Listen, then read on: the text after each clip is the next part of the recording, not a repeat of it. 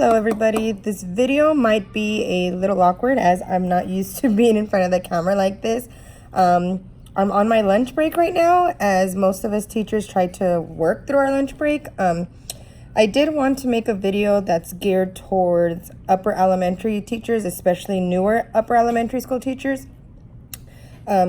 So here it is. So as an upper grade elementary school teacher, I feel that I don't get enough resources or PD or support in how I can support my striving readers. And notice that I say striving readers, I don't say struggling. And that's one of the things that I took from this course. This book, From Striving to Thriving, is absolutely great. I'm gonna go ahead and turn this around. Oh, guess I can't. So I just wanted to show you what it looks like inside. So they talk about different topics and then they give you examples. So they give you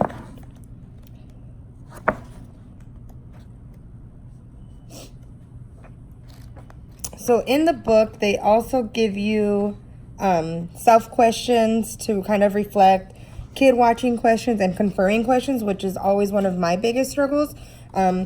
Sometimes when we confer with students, it's very hard to ask the right questions or ask questions that will help the student.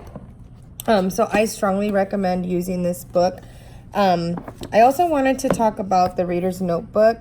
Our professor did make us personalize it, which I think is awesome. I do use writing journals in my classroom right now, but personalizing them, I think, just makes it that much better. I want to, so let me back up a little bit.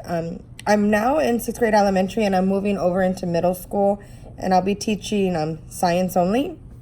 And a lot of the things that I've learned in this class, I can actually take over into a science classroom, since students struggle mostly with reading content in the other areas, the interdisciplinary areas.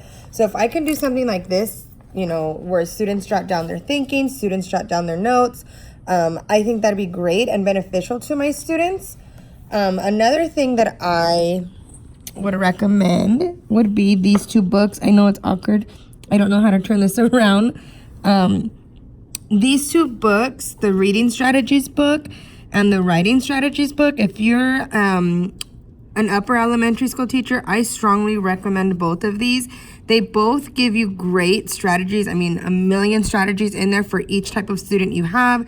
So if you're considering doing small group instruction, these would be great. Or let's see right there, these two.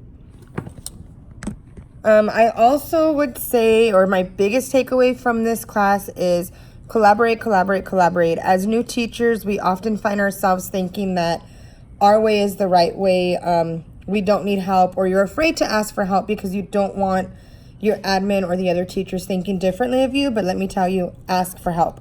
My first year, I asked for a lot of help, and at first it is very scary because you're thinking, well, they probably don't think I know what to do in the classroom, but that's not the case. We need to collaborate. So collaborating with a lot of my classmates in this class has definitely helped me grow as an educator. I've learned a lot. I've learned a lot of reading strategies from collaboration and other people's way of thinking. Especially, give me a second, I have it here. Especially when some of my classmates had said that they have their students set goals. I do have my students set goals, but not as often as I should. I need to do this a lot more. I often do it with reading just because we are a data-driven school. I should be doing this cross-content. And especially as an upper elementary school teacher, we teach everything. So if we can really pull in, having students set goals, I think that would be beneficial to the students. I also liked in... one thing that stuck with me is in Harvey and Ward, they had said to table the labels, right? Table the labels. And I thought this was genius because as we've learned in class, a lot of students only know their lexile level or their reading level. They don't know the components behind it. And I feel a lot of them see their peers and see their classmates reading, oh, well, they're at a level Z, okay, and I'm barely at an M. And they become discouraged. And I think if we can table those labels, I think that students would be more motivated to read and to try to do their best. I'm sorry if this video was awkward. Like I said, I'm on my lunch and I'm trying to get this complete and give you as much information as I can. But yeah, thank you for watching.